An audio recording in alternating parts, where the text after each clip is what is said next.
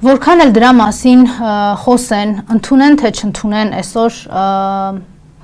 հայտ ներկայացրած ուժերը, Նիկոլ Փաշինյանը երբեք արդար ընտրություն չի արել, ես սա պնդում եմ եւ ես սա կարող եմ ապացուցել։ 2018 թվականը ատելության ու թշնամանքի միջավայրում էր եւ ես ուղիղ մեջբերում անգամ կարող եմ անել, Նիկոլ ասում էր հիմնական քաղաքական հակառակորդը 18 թվականի արտահերթ խորհրդարանական ընտրությունների հիշում եք հանրապետական կուսակցություններ, չնայած այդ դագաղներին, այդ ատել այդ անհասկանալի ուղակի բռնաճնշումները, որ կային մեր քաղաքական ուժի նկատմամբ, Նիկոլը դրանով էլ չէր բավարարվում, լինելով արդեն վարչապետ, ունենալով լծակներ, կիրառելով այդ լծակները, քաղաքական բռնաճնշումները ուղիղ հայտարարում էր եթերում, որ ինքը թաղել է հանրապետականին։ Թաղելով է անցել 2018-ի արտահերթ ընտրությունները, հետևաբար հավասար արդար մրցակցային ընտրությունների մասին իհարկե խոսք լինել չէր կարող։ Նույնը եղել է 21 թվականին Չագուջով, Կրզոյի ախրանիկներով եւ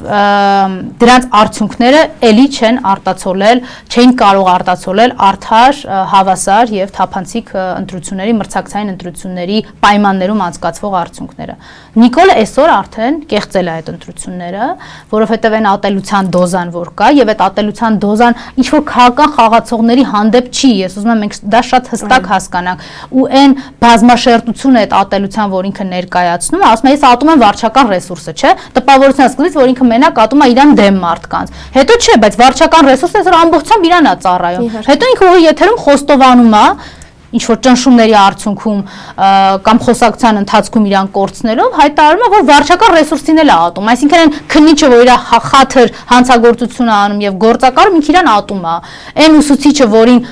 բերման են ենթարկում իր հանրահավաքին եւ ստիպում ինչ որ տեքստեր ասել կամ այն զոհված զինծառայողի մորը որին բերման են ենթարկում ու ստիպում են որ ինչ որ շնորհակալական տեքստեր ասի, ինքը իրանց էլ է ատում ամբողջությամբ։ Հետևաբար այդ ատելությունը քաղաքական հակառակորդների նկատմամբ չի, չնայած դա էլ է անթույլատրելի, բայց դա նույնիսկ այդ սեգմենտով չի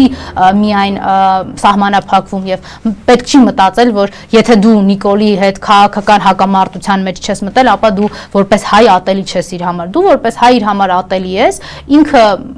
այս ընտրությունները դիտարկում է որպես պատերազմ հայ ժողովրդի դեմ, երրորդ պատերազմը որ ինքը պիտի հաղթի, որտեվ 18-ին հաղթել է հայ ժողովրդին, հանրային իմունիտետը կոտրել է, 2021-ին հանրային իմունիտետը կոտրել է, հիմա նույն բանը փորձում անել 2026 թվականին։